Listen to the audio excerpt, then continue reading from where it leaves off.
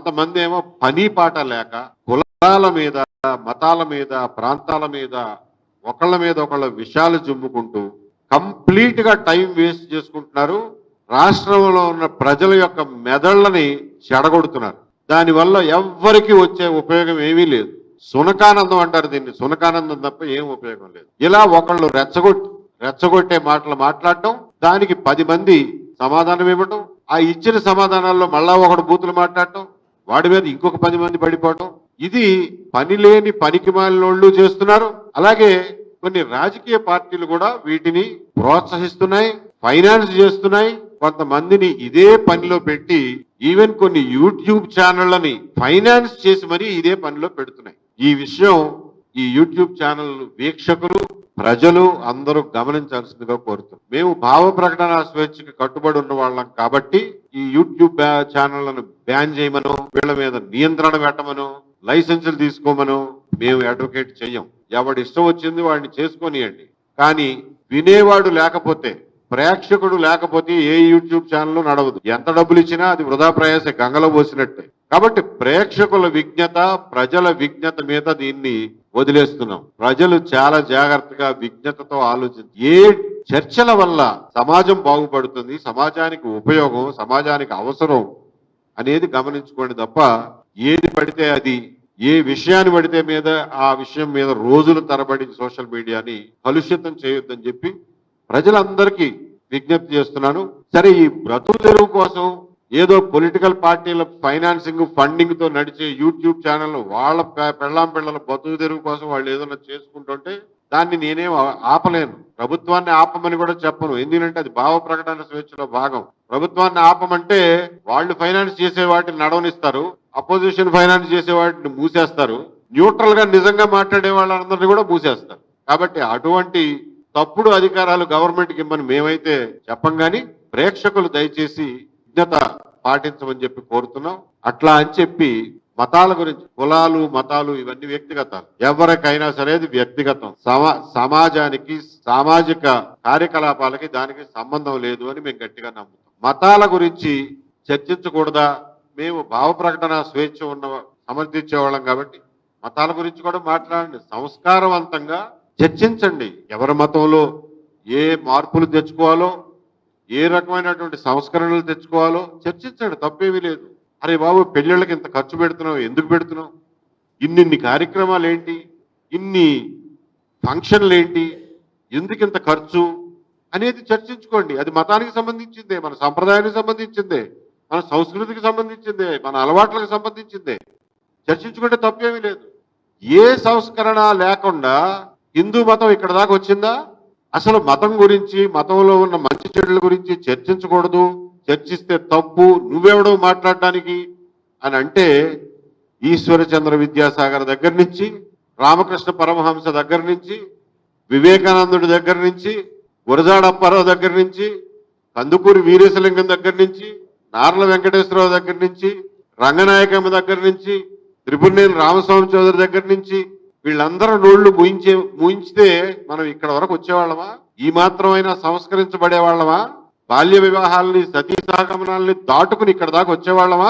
మా మతం గురించి నువ్వెవడో మాట్లాడడానికి, మా మతాన్ని విమర్శిస్తే సనాతనం డామ్ డూమ్ అని అంటే అవన్నీ ఆగేవా? ఆ దురాచారాలన్నీ ఆగేవా?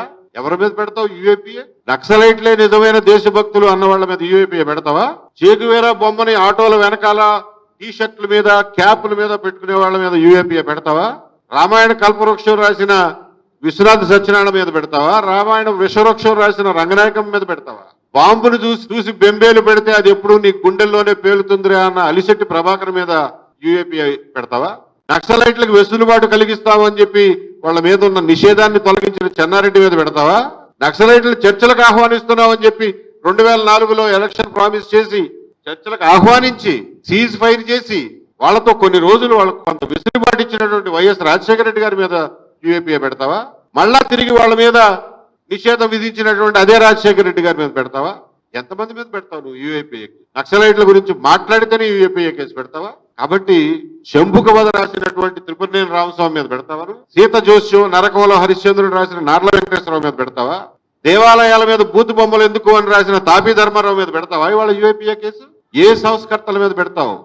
ఎవడో మాట్లాడకపోతే ఎలా సంస్కరించబడతాం? ఏ మతమైనా, ఏ ధర్మమైనా, ఏ ఆచారమైనా, ఏ సంప్రదాయమైనా, ఏ దుర్మార్గమైనా ఎలా సంస్కరించబడుతుంది?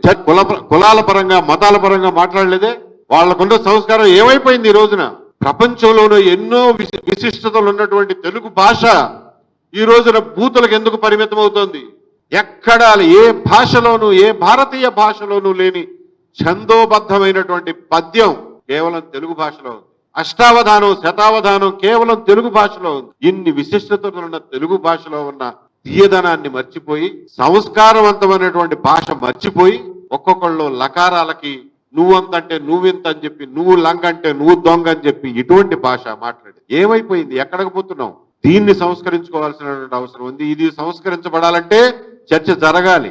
రావణ్ తప్పు చేస్తే, రావణ్ ఇది నువ్వు తప్పు చేశావు, ఈ లైన్ దాటావు అని చెప్పగలగాలి. అంతే తప్ప యుఏపిఏ కేసులు పెట్టి చర్చని, ఆలోచనల్ని, మేధస్సుని, మాటని భయభ్రాంతులకు గురి చేయటం ఈ రాష్ట్రానికి మంచిది కాదు, మన సమాజానికి హితవు కాదు. కాబట్టి ఇటువంటి దుర్వినియోగాలని ఆపు చేయండి అని చెప్పి సవినయంగా ఈ ప్రభుత్వానికి మనవి చేస్తూ, ఇలాగే గనక యుఏపిఏ దుర్వినియోగం ముందు ముందు జరిగితే తీవ్రమైనటువంటి ప్రజా ప్రతిఘటన కూడా ఎదురవుతుంది. రంగనాయకమ్మ గారిని అకారణంగా అర్ధరాత్రి పోలీస్ స్టేషన్కి పిలిస్తే ఎలా అయితే నిరసించామో, నినదించామో, ప్రతిఘటించామో, పోరాడామో, అటువంటి పోరాటాలే మళ్ళీ మీరు కూడా చూడాల్సి ఉంటుంది. కాబట్టి అక్కడ దాకా తెచ్చుకోవద్దు అని చెప్పి విజ్ఞప్తి చేస్తున్నాం. మీడియా మిత్రులు అందరూ కూడా ఈ విషయంలో మీ వృత్తి ధర్మాన్ని, మీ బాధ్యతల్ని ఎరిగి మరి సరైనటువంటి మార్గదర్శనం చేయండి. మీడియాకు కూడా సరైనటువంటి దారిలో మీడియాను నడిపించండి అని చెప్పి తెలియజేస్తున్నాం. Questions are welcome. బూతులు తిడితే చెప్పాను కదా, మేజిస్ట్రేట్ దగ్గరికి వెళ్ళాలి, ఫైల్ చేయాలి, ఆయన పర్మిషన్ ఇస్తేనే పోలీసులు ఇన్వెస్టిగేట్ చేస్తారు. మహా అయితే 2 ఏళ్ల జైలు శిక్ష పడుతుంది. కానీ కేసే కదా, వాడు బతికున్న నాళ్ళు ఉంటుంది కదా కేసు వాడి మీద. ఓపిక పట్టండి. మనం ఒక ఆధునిక ఆంధ్రప్రదేశ్ని నిర్మించుకోవడానికి కూర్చున్నామా, ఒక ఆఫ్ఘనిస్తాన్ని నిర్మించుకోవడానికి కూర్చున్నామా? లెటస్ ముందు దాన్ని డిసైడ్ చేసుకుందాం రండి. ఒక ఆధునిక ఆంధ్రప్రదేశ్ అనేది చట్టాల మీద ఆధారపడి, చట్టబద్ధ పాలన మీద ఆధారపడి నిర్మితం అవుతుందా, లేకపోతే ఎమోషన్స్ మీద, మన ట్రైబల్ ఇన్స్టింక్ట్స్ మీద, ప్రైమోర్డియల్ ఇన్స్టింక్ట్స్ మీద వాడు ఆయన అన్నాడా పదండి పట్టి కొడదాం, చంపేద్దాం అనేటటువంటి భావావేశాల మీద మీకు ఒక మంచి సమాజం నిర్మితం అవుతుంది. ఆధునిక సమాజంలో బతకాలంటే కొన్ని ఇబ్బందులను కూడా ఎదురు చూడాలి.